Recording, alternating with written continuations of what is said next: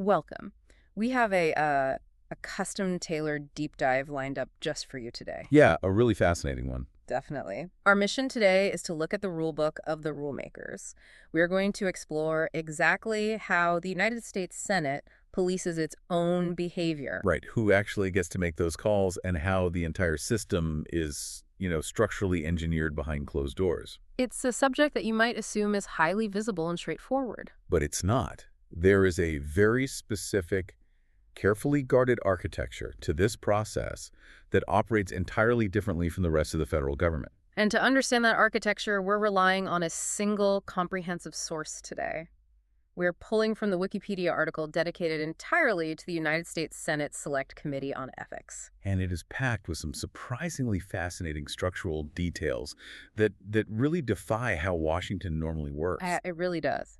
Now, before we jump in, I do want to establish a clear baseline for our discussion.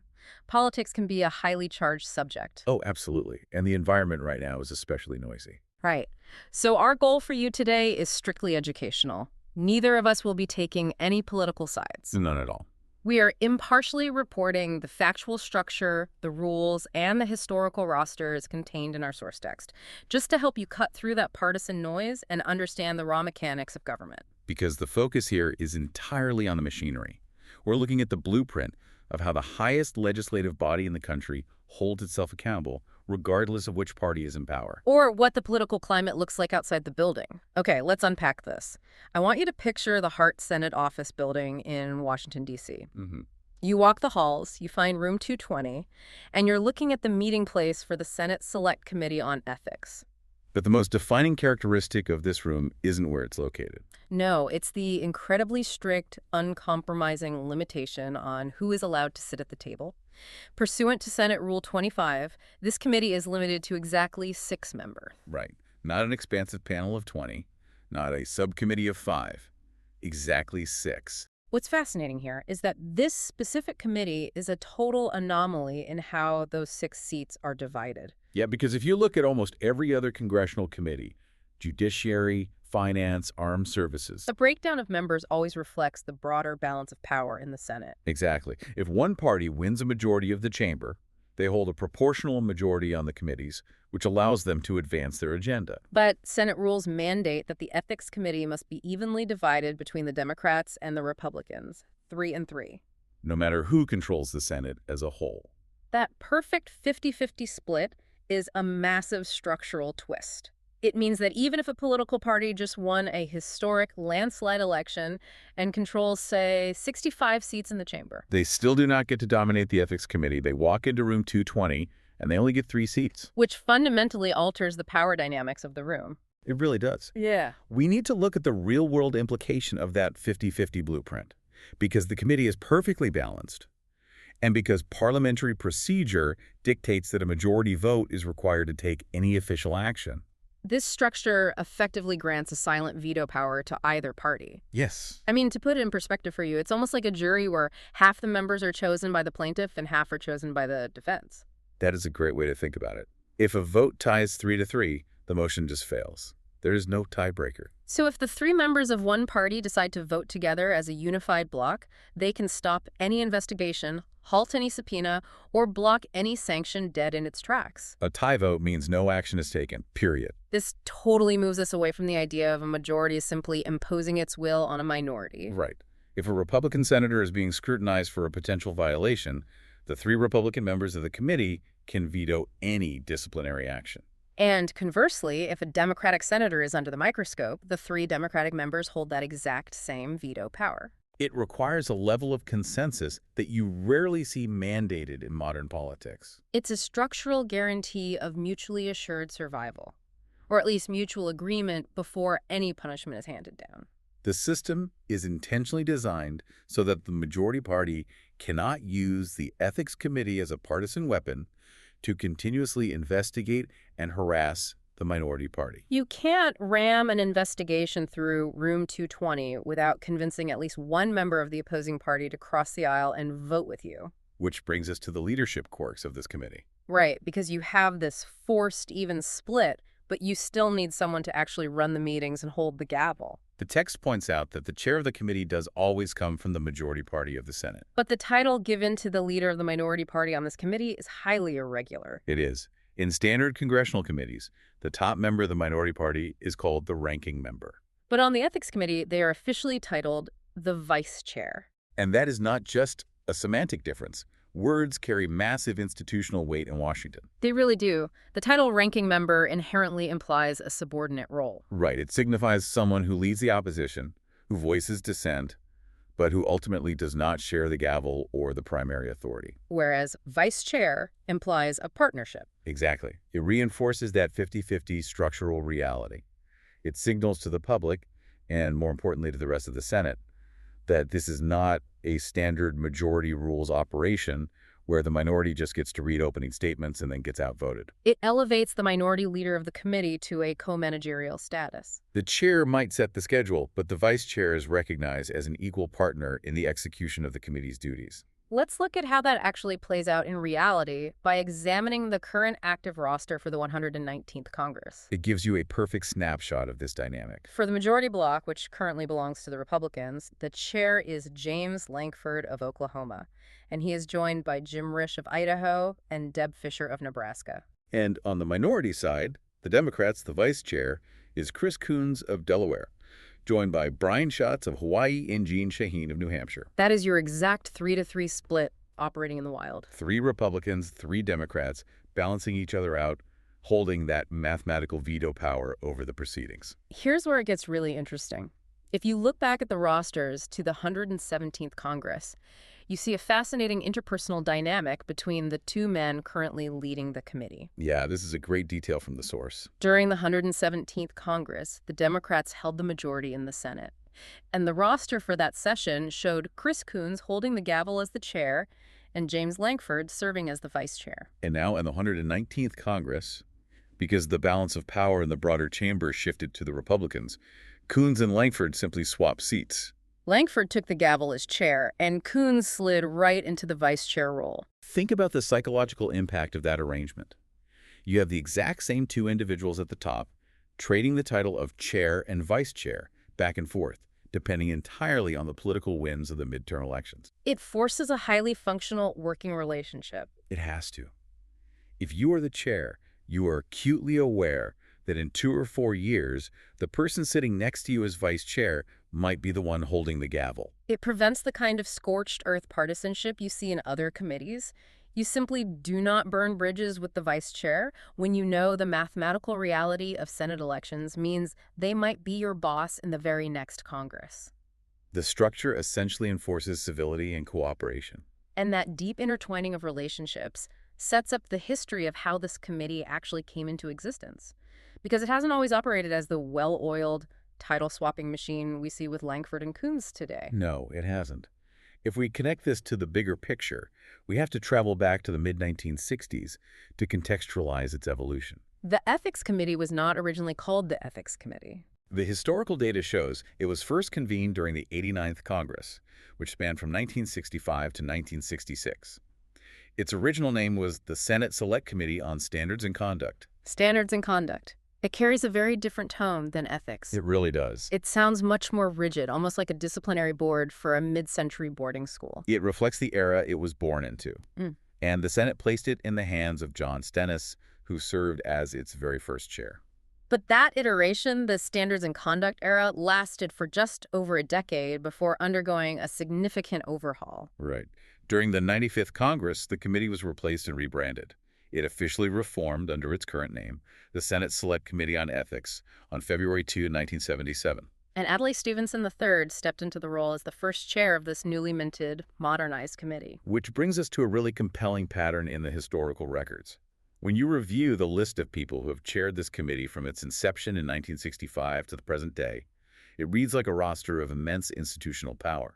These are rarely freshman senators or backbenchers looking to make a name for themselves. Exactly.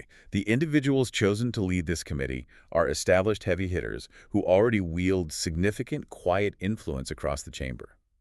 Let me highlight a few prominent names from the text that really stand out. You have Mitch McConnell, who chaired the committee from 1995 to 1997. Mm-hmm. You also have Harry Reid, who held the gavel from 2001 to 2003. Think about the trajectory of those two individuals, two men who would eventually go on to become generation-defining Senate Majority Leaders, orchestrating the entire legislative agenda for their respective parties. And they both spent crucial years serving as the ultimate ethical judges of their peers. It tells you everything you need to know about how seriously Senate leadership views this committee. They do not farm this responsibility out to the fringes of the party. No. The people who rise to the absolute peak of leadership in the Senate understand that policing their own ranks is a delicate, critical task that requires an insider's touch. But the reigns of McConnell and Reid were relatively brief compared to someone like Barbara Boxer. Oh, absolutely. The data shows she had an incredibly long, continuous run as chair. She held the gavel from 2007 all the way to 2015. Sitting as the chief enforcer of Senate rules for 8 consecutive years is a massive demonstration of institutional trust from her colleagues. Holding that position for nearly a decade means you are deeply embedded in the most sensitive, confidential matters of your peers' professional lives. And yet the most fascinating historical record might belong to Howell Heflin. Heflin's record is completely unique. He actually chaired the committee twice, but he did it in non-consecutive stints. Right. He first took the gavel from 1980 to 1981. He then stepped away from the chairmanship for several years, only to return and take the gavel back from 1987 to 1992. Which requires a very specific kind of dedication. Serving on the Ethics Committee is widely considered a thankless assignment in Washington. You're essentially tasked with investigating your friends, your colleagues, and the political allies you rely on to pass legislation. Exactly. It is not a committee assignment that you can use to fundraise, and it doesn't get you invited onto Sunday morning talk shows to brag about your accomplishments. So why do it twice? Why give up that heavy, unenviable responsibility and then willingly step back into the line of fire years later? It points directly to the concept of profound institutional loyalty. To take on that burden, leave it, and then accept it again when called upon by leadership shows a deep, abiding commitment to the reputation and the functioning of the Senate itself, above personal political ambition. That concept of loyalty, and more specifically stability, is a massive theme when you analyze the recent historical rosters. It really is. If you look at the committee assignments from the 110th Congress stretching all the way through the 117th Congress, a staggering pattern emerges. The membership essentially does not change. The level of stability is intense, especially when you contrast it with the rest of the chamber. Senate committee assignments are typically a constant game of musical chairs. Senators jockey for better positions on appropriations or foreign relations to boost their profiles back home. People shuffle around every 2 years. But the Ethics Committee is remarkably static. The most striking evidence of this is what we could call the iron triangle of the committee. Look at the 111th, 112th, and 113th Congresses. That is a span of 6 solid years. During that entire period, the majority bloc was completely identical. Barbara Boxer of California, Mark Pryor of Arkansas, and Sherrod Brown of Ohio. Those 3 Democrats sat together as a unified bloc, session after session. And the minority side was just as entrenched. For those exact same 3 Congresses, the Republican bloc never altered a single seat. Johnny Isakson of Georgia, Pat Roberts of Kansas, and Jim Risch of Idaho. 6 years. The exact same 6 individuals, sitting in the exact same 6 chairs in room 220, acting as the sole arbiters of ethical conduct for the United States Senate. Then we hit the 114th Congress, and the entire political landscape changes. The balance of power in the Senate flips, and the Republicans take the majority. In any normal committee, that means a massive shakeup. But what happens in the Ethics Committee? The historical roster shows that Isakson, Roberts, and Risch, the exact same 3 Republicans who had been in the minority, simply became the majority bloc. Johnny Isakson took the gavel as chair. And the Democrats. Barbara Boxer seamlessly shifted over to the vice chair position. The titles changed. The person officially running the meeting changed. But the actual human beings making the decisions remained exactly the same. Boxer, Isakson, Roberts, Risch. They didn't leave the room. They just rotated their places around the table. So what does this all mean?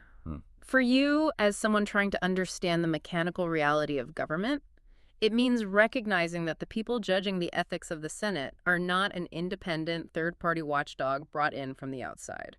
And they aren't a randomly selected, rotating cast of judges either. They are long-tenured colleagues. They work together closely for years, regardless of which party is in power. They know each other's habits, they understand the unspoken rules of the chamber, and they are deeply personally invested in the institution. That intense familiarity creates a very specific operational environment. When you have the same 6 people evaluating ethical complaints year after year, Congress after Congress, they develop a shared concrete baseline for what crosses the line and what doesn't. They aren't relitigating the fundamental ground rules every 2 years when an election happens. That stability ensures that the definition of an ethical violation doesn't wildly swing back and forth just because the political winds changed. It prevents the rules from becoming volatile partisan weapons.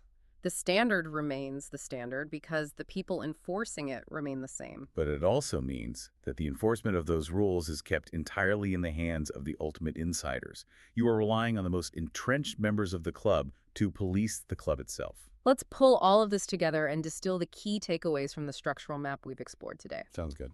First, there is the strictly enforced mathematical reality of Senate Rule 25, a perfect 50-50 split of 3 majority and 3 minority members, operating completely independent of who controls the broader Senate. Second, the massive implication of that split, which creates an effective veto power, requiring genuine bipartisan consensus to take any disciplinary action. Third, the unique linguistic signaling of the vice chair title, replacing the traditional ranking member to elevate the minority into an equal partnership.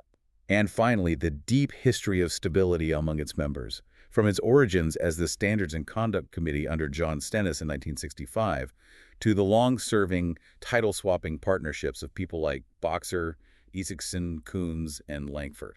We have laid out the geography of Room 220, the strict numerical rules that govern it, and the psychology of the people who sit there. And the reason this deep dive is so valuable for you is that you now possess a clear, factual map of how the highest legislative body in the United States regulates itself. Exactly. The next time you see headlines about a Senate ethics investigation, you don't have to guess how the procedural machinery works. You know exactly what happens behind the closed doors of the Hart Senate office building. You know who was allowed in the room, you know the history of the seats they're sitting in, and you know the unforgiving mathematical reality of the votes required to actually make anything happen. This raises an important question. It does. We have talked at length about the mechanics of Senate Rule 25 and how the perfect 3-to-3 split gives either party an effective veto.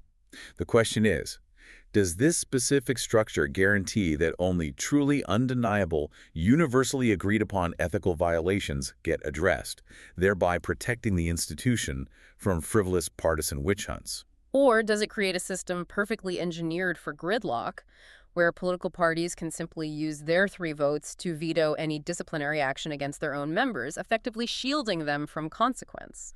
That is the ultimate tension built right into the architectural blueprint of the committee. It functions as either a brilliant bipartisan safeguard or a perfectly designed shield, depending entirely on how those 6 specific individuals choose to wield their power. Thank you for joining us on this custom deep dive. We are going to leave you with that lingering thought to explore and mull over on your own. Until next time, keep digging, keep questioning, and keep learning.